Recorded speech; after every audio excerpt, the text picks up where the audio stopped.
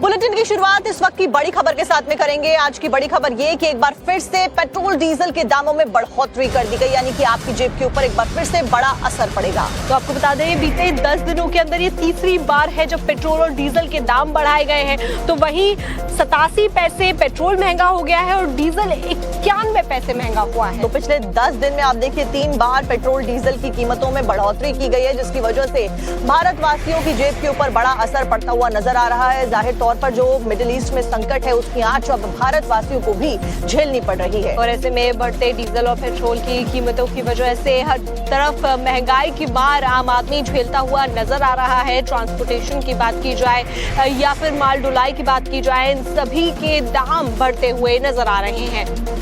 आप देखिए कि सारी जो चीजें हैं अब पेट्रोल डीजल की कीमतों में बढ़ोतरी के बाद में महंगी होती हुई नजर आने वाली हैं।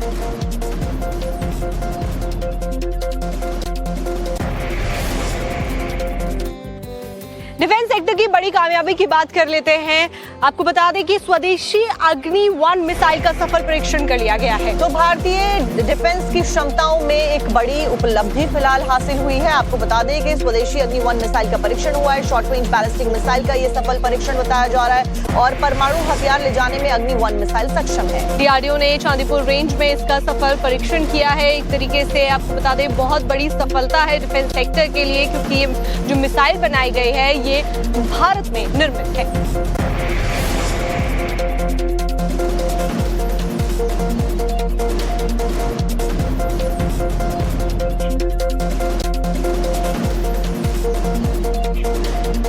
तो आपको 2 तस्वीरें दिखाते हैं। अब से कुछ ही दिन पहले डीआरडीओ ने अग्नि 5 मिसाइल का सफल परीक्षण किया था। यह मिसाइल MIRV यानी कि multiple independently targetable re entry vehicle पर आधारित है। आसान भाषा में कहें तो ये एक ऐसी मिसाइल है जो अंतरिक्ष में जाने के बाद एक नहीं, 2 नहीं, बल्कि कई परमाणु बम अलग अलग शहरों पर एक साथ गिरा सकती है। वहीं दूसरी तस्वीर 1 की है, जो कि यानी कि अग्नि 1 की है, जो कि एक शॉर्ट रेंज बैलिस्टिक मिसाइल है। ये भी न्यूक्लियर वेपन ले जाने में सक्षम है। इसकी मारक क्षमता की बात करें तो करीब 700 से 900 किलोमीटर है और खास बात यह है कि मिसाइल मोबाइल लॉन्च प्लेटफॉर्म से दागी जा सकती है।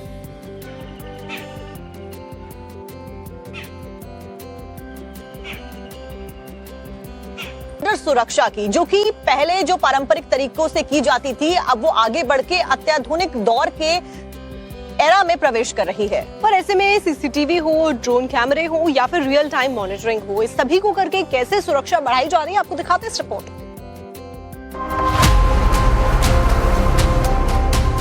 भारत अपनी सीमाओं को और अधिक मजबूत, तकनीकी रूप से उन्नत और स्मार्ट बनाने की दिशा में बड़ा कदम उठा रहा है।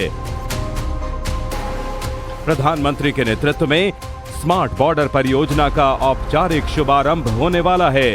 ये परियोजना पाकिस्तान, चीन, बांग्लादेश और म्यांमार सहित सभी अंतर्राष्ट्रीय सीमाओं पर आधुनिक सुरक्षा तंत्र स्थापित करेगी। केंद्रीय गृह मंत्री अमित शाह ने इस बात की जानकारी दी है। भारत सरकार ने सुनिश्चित किया है कि 60वां वर्ष हम सीमा सुरक्षा बल को पूर्णतया एक डिजाइन के तहत ये 6000 किलोमीटर लंबी सीमा पर एक समान स्मार्ट बॉर्डर बनाने में तकनीकी सहायता भारत सरकार करेगी, भारत सरकार का गृह मंत्रालय करेगा। इसके लिए छुटपुट कई सारे प्रयोग सीमा सुरक्षा बल ने कई सालों से किए। ये सारों का संकलन करते हुए एक मजबूत सुरक्षा ग्रिड बनाने के लिए हम आगे बढ़ रहे हैं। आने वाले 1 साल के अंदर ही स्मार्ट बॉर्डर कंसेप्ट के साथ सीमा सुरक्षा बल की सुरक्षा में सभी प्रकार की तकनीक को लैस कर एक अभेद बॉर्डर की हम सुरक्षा की ग्रिड बनाने का काम आगे बढ़ रहा है। चलिए अब आपको बता देते हैं कि स्मार्ट बॉर्डर की क्या है विशेषता। स्मार्ट बॉर्डर परियोजना AI आधारित सेंसर्स और थर्मल इमेजिंग, ड्रोन और autonomous patrolling system, real time monitoring control room, satellite plus ground sensors का एकीकरण, smart fencing with auto alert. Smart border सिर्फ एक सुरक्षा परियोजना नहीं है, ये भारत की संकल्प शक्ति का प्रतीक है। सरकार की ये कोशिश सीमाओं को अतिक्रमण और घुसपैठ से मुक्त रखने की प्रतिबद्धता है। रक्षा विशेषज्ञों का मानना है कि स्मार्ट बॉर्डर परियोजना न सिर्फ घुसपैठ पर अंकुश लगाएगी, बल्कि नारकोटिक्स तस्करी, चोरी और अन्य अवैध गतिविधियों को भी बहुत हद तक नियंत्रित करेगी। तो बड़ी खबर की बात करते हैं। अमेरिकी विदेश मंत्री मार्को रूबियो भारत पहुंचे हैं। तो उनका भव्य स्वागत फिलहाल किया गया है और कई दिनों तक भारत में रहने के लिए उनकी बात कही जा रही है। 4 दिन की भारत यात्रा पर विदेश मंत्री हैं। तो वो अपनी पत्नी के साथ में भारत पहुंचे हैं। कोलकाता एयरपोर्ट पर वो इस वक्त पहुंच चुके हैं। ये कई मायनों में विजिट अहम है क्योंकि कई मुद्दों को लेकर समझौते हो सकते हैं। दरअसल अमेरिकी विदेश मंत्री मार्को रूबियो, ऑस्ट्रेलियाई विदेश मंत्री पेनी वोंग और जापानी विदेश मंत्री तोशिमित्सु मोटेगी 26 मई 2026 को, जो आने वाले समय में कुछ ही दिनों के अंदर नई दिल्ली में क्वाड विदेशी मंत्रियों की बैठक है, उसमें शामिल होने के लिए खास करके भारत आए हैं। पर ऐसे में ये बैठक और ज्यादा अहम हो जाती है क्योंकि इस बैठक के अंदर उन सभी मुद्दों पर बात होगी जिसमें पश्चिम एशिया का संकट शामिल है। इंडो पैसिफिक से लेकर वैश्विक भू राजनीति तक कई मुद्दे इसमें शामिल। तो 26 मई तक कोलकाता, आगरा, जयपुर और दिल्ली का दौरा ये रहने वाला है। इस दौरान क्वाड साझेदारी, रक्षा सहयोग, ऊर्जा सुरक्षा और व्यापार जैसे महत्वपूर्ण मुद्दों पर विस्तृत चर्चा होने की उम्मीद जताई जा रही है। रूबियो भारतीय वरिष्ठ नेताओं के साथ में द्विपक्षीय बैठक भी करने जा रहे हैं। साथ ही आपको बता दें वो कोलकाता में लैंड हो चुके हैं और आज से इस दौरे की शुरुआत हो रही है। और मार्को रूबियो का ये पहला भारत का दौरा है। ऐसे में ये यात्रा और भी ज्यादा महत्वपूर्ण हो जाती है अमेरिका और भारत की साझेदारी के लिहाज से। गुरुग्राम की बात करेंगे जहां पर इस साल का सबसे बड़ा बिजली संकट देखने को मिल रहा है और 7 जो बिजली घर हैं वो ठप हुए हैं। और इनके ठप होने की वजह से कई घरों में, कई सोसाइटीज में बिजली गुल हो गई। यहाँ तक कि आप सोचिए जो मेट्रो लाइन है उस तक की बिजली गुल हो गई, जिसके बाद में वहां से लोग मेट्रो से निकलकर पैदल चलते हुए नजर आ रहे हैं। तो आपको बता दें सेक्टर 38 से 57 तक सेक्टर 15 में बिजली गुल रही है। और बिजली गुल होने की वजह से रैपिड मेट्रो पर ब्रेक लग गया। आप देखिए एक वीडियो भी सोशल मीडिया पर कैसे वायरल हो रहा है जिसमें ये लोग मेट्रो से उतरकर पैदल चलते हुए ऊपर ब्रिज पर ही नजर आ रहे हैं, जिसके बाद अलग अलग सवाल बिजली की आपूर्ति और सप्लाई को लेकर खड़े किए जा रहे हैं। तो वैसे में गुरुग्राम में इस साल का सबसे बड़ा बिजली संकट सामने आया है जहां पर आग लग जाती है पावर स्टेशन में और उसके बाद 7 बिजली घर ठप हो जाते हैं। तो देखिए एक तरफ गर्मी का प्रकोप लगातार बढ़ता जा रहा है। फिलहाल गर्मी से कोई भी राहत मिलने की उम्मीद नहीं जताई जा रही है। वहीं दूसरी तरफ बिजली को लेकर ये संकट लोगों के लिए एक बड़ी मुसीबत बनकर उभरा है। तो ऐसे में बिजली संकट की वजह से कई हाई राइज सोसाइटीज के अंदर लाइट नहीं आई। इलेक्ट्रिसिटी ना होने की वजह से लोगों को काफी ज्यादा दिक्कतों का सामना करना पड़ा है। तो आप देखिए बुजुर्ग, बच्चे, महिलाएं सभी लोग परेशान नजर आ रहे हैं। अब ये 2 तस्वीरें आपको दिखाते हैं कि पहले कैसे सेक्टर 72 के पावर स्टेशन में आग लगी और हर तरफ तबाही की तस्वीरें सामने आ गई। एक चिंगारी ने पूरे शहर को अंधेरे में धकेल दिया। पावर स्टेशन में सब कुछ हमेशा के लिए खत्म हो गया। वहीं दूसरी तस्वीर इस अग्निकांड के बाद में ब्लैकआउट की है। लोग अपने घर जाने के लिए अब व्हीकल को छोड़कर पैदल जाने को मजबूर हो गए, मेट्रो को छोड़कर। तो जैसे ही रैपिड मेट्रो पूरी तरीके से ठप हुई उसके बाद लोग पैदल चलते नजर आए। 7 बिजली घर ठप हो गए। गुरुग्राम के कई सेक्टर्स की बात करें तो ब्लैकआउट नजर आया है। और आप देखिए कि ना केवल गुरुग्राम बल्कि दिल्ली एनसीआर में इस तरीके की कई सारी तस्वीरें सामने आने लगी हैं। इससे पहले भी आपको याद होगा कि अभी गाजियाबाद के इंदिरापुरम में इसी तरीके से जो लोग थे वो प्रोटेस्ट करते हुए बिजली की किल्लत के खिलाफ में नजर आए थे। और अब आपको दिखाते हैं कि times of Navbharat reporter Mohit Kumar Gurugram पहुंचे और मिडनाइट में जो क्राइसिस देखने को मिली है वहां से एक रिपोर्ट भेजी है। गुरुग्राम में देर शाम हुए बिजली संकट के बाद गुरुग्राम की लाइफलाइन कही जाने वाली रैपिड मेट्रो आज अचानक ठप पड़ गई।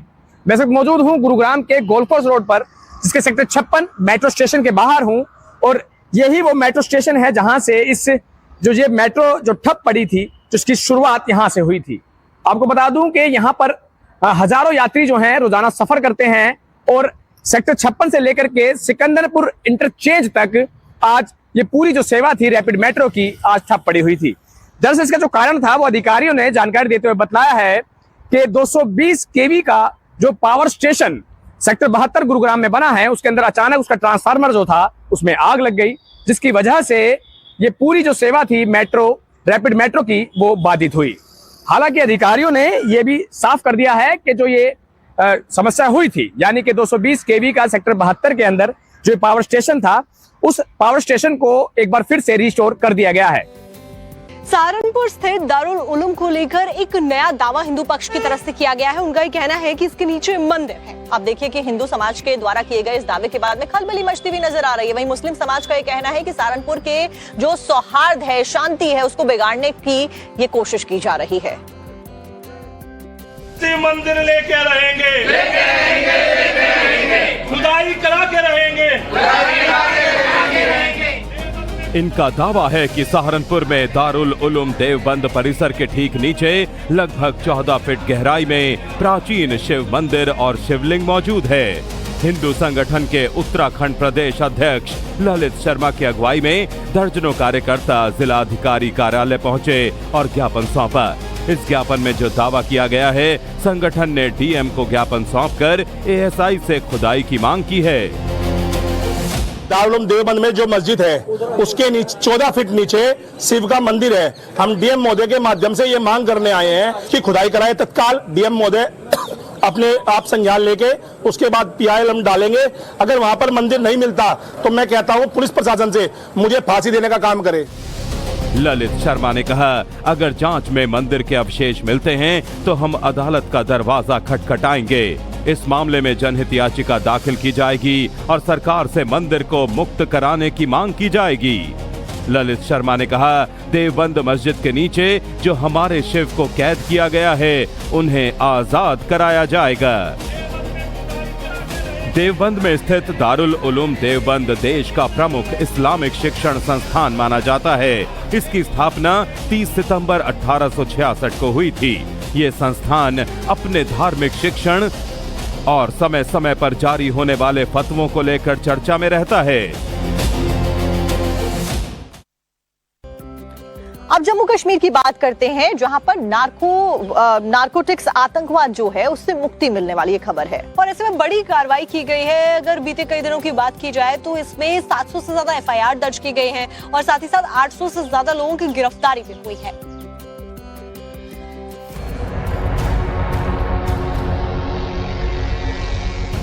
जम्मू कश्मीर में नार्को टेररिज्म के खिलाफ एलजी प्रशासन और जम्मू कश्मीर पुलिस एक्शन में है। पिछले 40 दिनों में जम्मू कश्मीर पुलिस ने ड्रग्स से जुड़े 766 एफआईआर दर्ज किए हैं, जबकि 856 आरोपियों को गिरफ्तार किया है। जम्मू कश्मीर में सुरक्षा बलों का ड्रग्स के खिलाफ महा ऑपरेशन चल रहा है। पिछले 40 दिन में सुरक्षा बलों की तरफ से 700 से ज्यादा एफआईआर दर्ज की गई है। 600 से ज्यादा जो ड्रग्स है वो रिकवर की गई है। 18 करोड़ रुपए तक की ड्रग पेडलर्स की प्रॉपर्टी को सीज या फिर डिमोलिश किया गया है। ऐसे में हिंटरलैंड से लेकर अंतर्राष्ट्रीय सीमा तक बीएसएफ और जम्मू कश्मीर पुलिस किस तरीके से अलर्ट है, ये साफ तौर पर आप देख सकते हैं। इस कार्रवाई के दौरान 877 किलो से ज्यादा नशीले पदार्थ भी बरामद किए गए हैं। इसके साथ ही ड्रग तस्करों की करीब 17 से 18 करोड़ रुपए की संपत्तियों को या तो अटैच किया गया है या फिर ध्वस्त कर दिया गया है। सुरक्षा एजेंसियां नार्को टेरर नेटवर्क को पूरी तरह खत्म करने के मिशन में जुटी हुई हैं। जम्मू कश्मीर पुलिस की तरफ से मकसद साफ है कि किसी भी तरीके से अगर यहाँ पर कोई ड्रोन ड्रॉपिंग हुई है या फिर कोई पैकेट यहाँ पर ड्रग्स का गिरा है तो उसको रिकवर किया जाए। पूरे इलाके में आप साफ तौर पे देखिए कि किस तरीके से बीएसएफ के जवान यहाँ पर एरिया सैनिटाइजेशन का काम कर रहे हैं। हाल ही में ही लगातार पाकिस्तान ये कोशिश करता आया है कि ड्रोन के जरिए जो है वो ड्रग्स भेजी जा सके, ड्रोन के जरिए हथियार भेजे जा सके, लेकिन अंतर्राष्ट्रीय सीमा पर बीएसएफ के जवान किस तरीके से मुस्तैद है, किस तरीके से अलर्ट है, ये साफ तौर पे आप देख सकते हैं। इस साल उत्तर प्रदेश में बिजली की कटौती बहुत ज्यादा देखने को मिल रही है और लोग इतने ज्यादा त्रस्त हो गए हैं कि अब वो प्रदर्शन करने को, सड़कों पर उतरने को मजबूर हो गए। और देखिए यही कारण है कि प्रदर्शन लगातार दिन प्रतिदिन बढ़ते जा रहे हैं, क्योंकि बिजली की कटौती में कोई भी जो चेंजेस हैं वो नहीं मिल रहे हैं। ऐसे में अब अखिलेश यादव ने यूपी सरकार को कैसे कटघरे में खड़ा कर दिया है, आपको दिखा देते हैं। उत्तर प्रदेश में इन दिनों बिजली कटौती ने लोगों का धैर्य तोड़ दिया है। गर्मी के इस मौसम में घंटों घंटों बिजली न आने से न सिर्फ घरेलू जीवन बल्कि किसानों, छात्रों और छोटे व्यापारियों की जिंदगी बुरी तरह प्रभावित हो रही है। लखनऊ से लेकर बागपत तक जगह जगह प्रदर्शन हो रहे हैं। बड़ौत की जनता बिजली विभाग से तरस है, बच्चे की लाट मचा रहे हैं, शाम से लाइट नहीं है, पूरी जनता यहाँ पे इकट्ठी हुई है। इस विद्युत विभाग का कोई भी कर्मचारी यहाँ मौजूद नहीं है, ना कोई जेई मौजूद है, ना कोई एसडीओ सुनने को तैयार है, कोई फोन नहीं सुन रहा है। डीएम साहब को संपर्क करने की कोशिश करी हमने, एसडीएम साहब को संपर्क करने की कोशिश करे, कोई सुनवाई नहीं कर रहा है। सैकड़ों की संख्या में लोग सड़क पर उतर आए हैं। बिजली दो, सरकार छोड़ो, घंटों अंधेरा अब नहीं सहेंगे जैसे जैसे नारे लग रहे हैं। गर्मी 45 डिग्री पार कर चुकी है, लेकिन बिजली सिर्फ 4 से 5 घंटे आ रही है। ग्रामीण इलाकों में तो स्थिति और भी बदतर है। उत्तर प्रदेश में बढ़ती गर्मी के बीच बिजली संकट को लेकर समाजवादी पार्टी के अध्यक्ष अखिलेश यादव ने सोशल मीडिया पोस्ट के जरिए बिजली की कमी और उत्पादन क्षमता बढ़ाने में कथित विफलता को लेकर सरकार पर कटाक्ष किया। बिजली के नए प्लांट लगाना तो आपके बस में था नहीं, ना ही आपकी तंग सोच में। मुंह से ये कह ही देते 3/660 super critical thermal power plant, तो गर्मी में झुलसते प्रवासियों को सुनकर ही थोड़ी राहत मिल जाती। उत्तर प्रदेश, खासकर पश्चिमी यूपी के जिलों में भीषण गर्मी के बीच बिजली कटौती को लेकर हाहाकार मचा हुआ है। लगातार हो रही अघोषित कटौती और फॉल्ट से लोग परेशान हैं। अलग अलग इलाकों में बिजली कटौती के बाद लोग सड़कों पर प्रदर्शन कर रहे हैं। प्रदर्शनकारियों के खिलाफ एफआईआर हो रही है। पार्टी के विधायक भी पत्र लिख रहे हैं। विपक्ष सवाल उठा रहा है और सरकार खामोश है। उत्तर भारत में गर्मी का आलम अब ये हो गया है कि अभी सुबह के 8 बजने वाले हैं लगभग, और अभी से जो तपिश है वो नॉर्थ इंडिया में दिल्ली वासियों को, एनसीआर वालों को झेलनी पड़ने लग जाती है। तो ये हाल है सुबह का। और बात करें रात की, तो रात में भी गर्म हवाएं चलती हैं। और कैसे उत्तर भारत इस वक्त उबल रहा है गर्मी से, आपको दिखाते हैं इस रिपोर्ट।